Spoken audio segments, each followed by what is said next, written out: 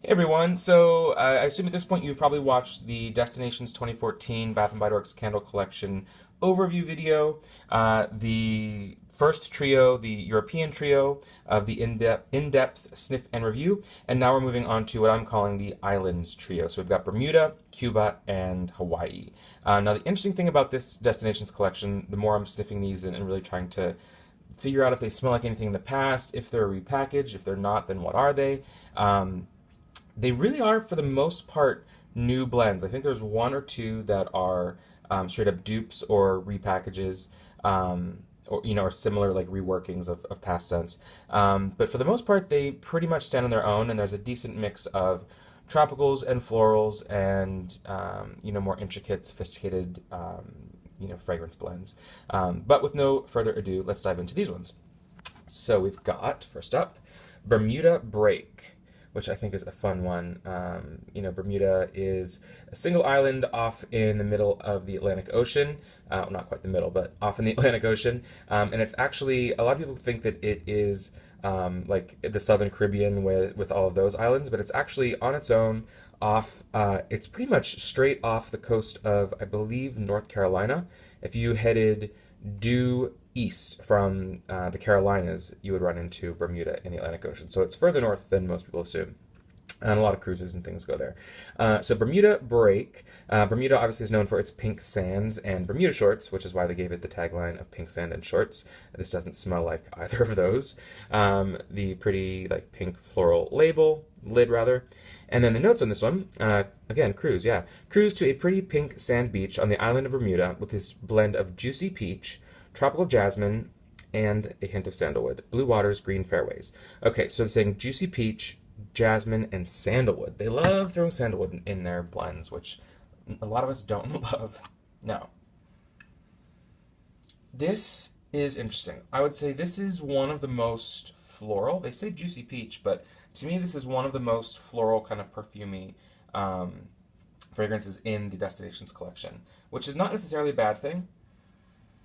I like the spring florals that come out. I purchased, lilac blossom and hydrangea when it was out, and certainly flower shop and things like that. Now this smells slightly familiar to me, but I can't put my finger on it. I don't think it is a repackaged or duplicate of a past floral fragrance from Bath & Body Works. If anything, maybe there was like some old signature collection scent that this is similar to. It's kind of got that, Bath & Body Works fans will know what I'm talking about here. It's got sort of that signature Bath & Body Works underlying vibe to the fragrance, where you kind of sniff it and you say, oh yeah, this is, Yankee Candle would never do this, Bath & Body Works clearly would do this, which is kind of hard to put your finger on what that is, because the notes are always different. But to me, this is, juicy peach, I wouldn't call this juicy. And I don't even get much peach, like maybe peach blossom. To me, this is a powdery, not an overwhelming, tropical powdery. So it's not like your grandma's old, eau de parfum that's, gagging you.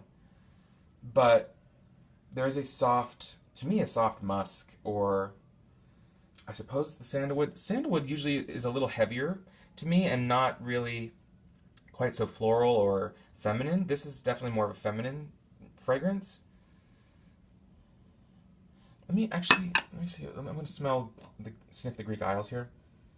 No, very different. The Greek Isles almost has more like a minerality to it, which I should have mentioned in the video for that one. Just, this is going out of order, but a quick update on the Greek Isles. There's almost like a dry slate minerality to that, like a slate rock that I get in the Greek Isles that I wish I had mentioned, but too late for that.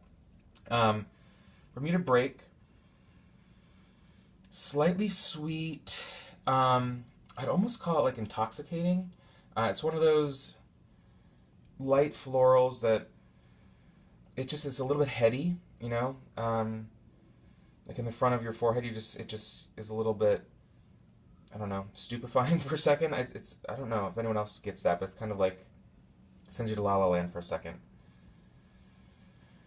Now the sandalwood, I suppose there are bits of this candle that remind me of past fragrances, but Nothing too intense. This almost smells like slightly powdery.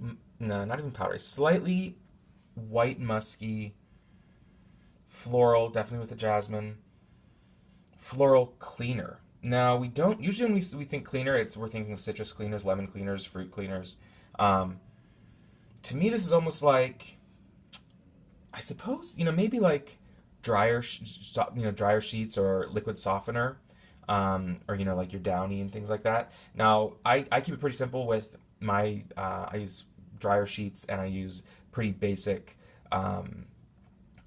Tide or something like that detergent. I don't go for like the infusions, the fancier sort of infusion scented with lavender, vanilla, or bright verbena kind of things with my detergents. But I could almost see this being like a detergent or a Febreze. Yeah, like a Febreze kind of smell.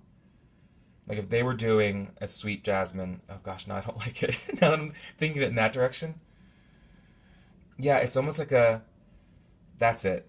It is a deodorizer floral. That is what I'm getting from that. Like a room deodorizer spray that has like a tropical, you know, white night florals kind of thing. That's what I'm getting from this. So it's funny how when you realize what it reminds you of, how it can change your opinion. Again, it's still nice. Some people will love it. I don't think it's gonna be uber popular. And again, yeah, I get like a room deodorizer, like a room spray intensity with this that I don't really like in that area. Let's move to the Pacific Ocean over to Hawaii. Now there was a Hawaiian candle specifically in the Destinations collection in early 2013 when they did Malibu Heat and Rio something.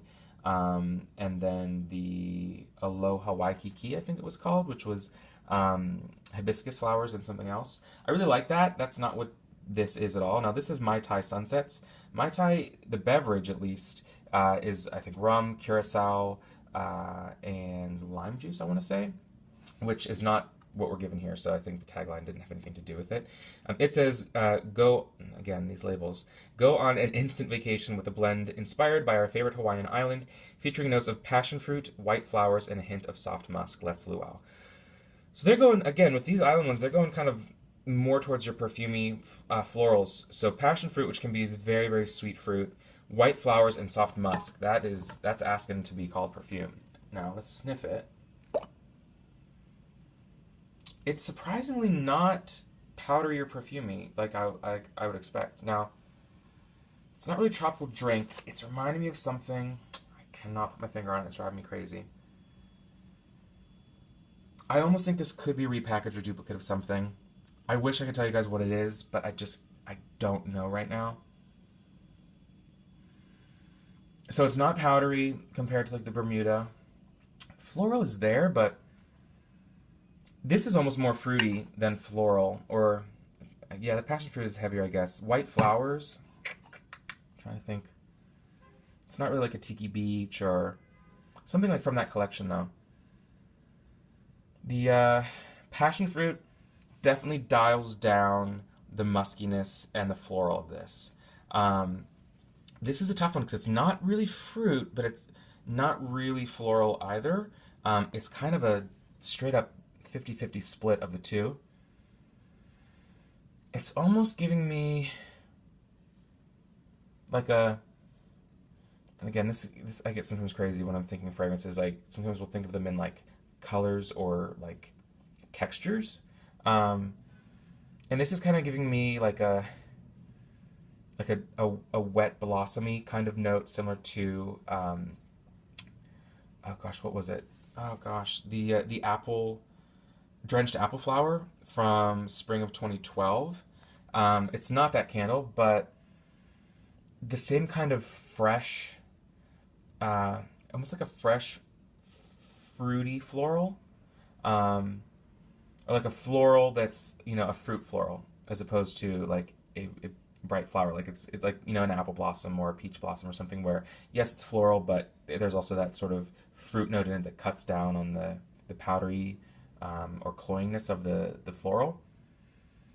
So I feel some of that to it, like a little bit of a good kind of wateriness that kind of saves us from being too floral. And I guess it's the passion fruit bringing that sweetness in. So yeah, it's kind of a weird one. Definitely not my favorite. So far, these two, I cannot see myself buying multiples of them. May return them even. I hate doing that. I never want to buy something just for the sake of reviewing it and then returning it. That's not my style. But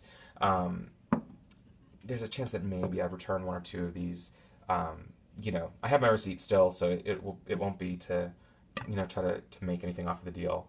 And I certainly would not burn them if I had intent of returning them. But I'm not so sure about those two. They're certainly not necessary when it comes to, you know, if it was summer or spring and I had all the other ones that I love from summer and spring out, I don't know that I'd ever say, oh, let's light Mahalo Maui. There's just take it or leave it. I'd rather leave it. And then we move down to Cuba, down in the Atlantic, and we've got Havana Heat, sweet tobacco and spice. Now again, you know this excites me. Anytime that they're doing something like in the last video with the About Madrid, I do love the more, you know, kind of, for lack of a better word, sophisticated blends that are more about evoking a mood as opposed to remembering a baked good or a specific floral or a specific fruit or specific plant even. And so I get excited when they do something that's weird with pepper or tobacco or spice or something that's unexpected, because I think it's interesting when they take risks like that. And so Havana Heat, you've seen the label before, sweet tobacco and spice. The notes they give us are, visit the intoxicating city of Havana with its rare blend of sweet tobacco, amber, and spice, cha-cha-cha the night away. So again, they're just giving us 3 notes, sweet tobacco, amber, and spice. Now, don't be scared by tobacco. It's not a cigarette. It's not cigarette smoke. It's not like walking into, you know, like a cigar room or a cigar shop. It's not going to hit you in the face like that. It's certainly nothing smoky. You know, this is going to be less intense than any campfire candle that you've smelled and loved. So if you like, you know, your marshmallow firesides, then give something like this a chance, because this is going to be less smoky and intense than that. So just try to remind yourself of that. So sweet tobacco and spice. It is pretty sweet. I really, really like this. Now this definitely, gosh, this is driving me nuts. Definitely reminds me of something. It's almost like a cloying kind of sweetness without being heady and overwhelming. Again, I believe the tobacco, it's just kind of like the tobacco leaf or dry tobacco, which kind of has a sweet kind of, almost like a sticky resinous kind of scent to it. Not at all herbal or green, just very much kind of a dark tobacco. Gosh, this definitely reminds me of something. It's not even cologne. You know, it's not. This doesn't smell like. This isn't something I would wear. The spice. I'm not getting much spice. What do they say? Tobacco, amber. There is some amber. That's where some of the heaviness is coming in, I think, and also really some of the sweetness. I'm generally not a huge fan of amber because I think it gets kind of like it's a golden amber, like a kind of thick sweetness, sometimes cloying, and just too intense. But this one's solid. This is good. I suppose, this might be reminding me a little bit of maybe the New York candle, which was like apple and, I think it was apple and amber. Or maybe even the Moroccan Market, which I think may have had amber and like patchouli and some intense things like that, and like incense and all that. I'm kind of a little bit at a loss for this one. This is one that you really have to sniff on your own. Again, you may not like it, but I don't think it's because it's tobacco that you don't like it. If you don't like it, it's more likely the amber that you're opposed to. Let me see if I can sniff the candle. It's a little bit brighter when I sniff the wax. Less of the intense amber. I really like this one. It's unique. I feel like it could be one of those, though. Again, I part of me likes it because it's different and unique, not necessarily because I am in love with the scent. It's one of those that when it burns, it might be a little overwhelming because of the amber, not the tobacco, but because of the amber. Because that's just kind of,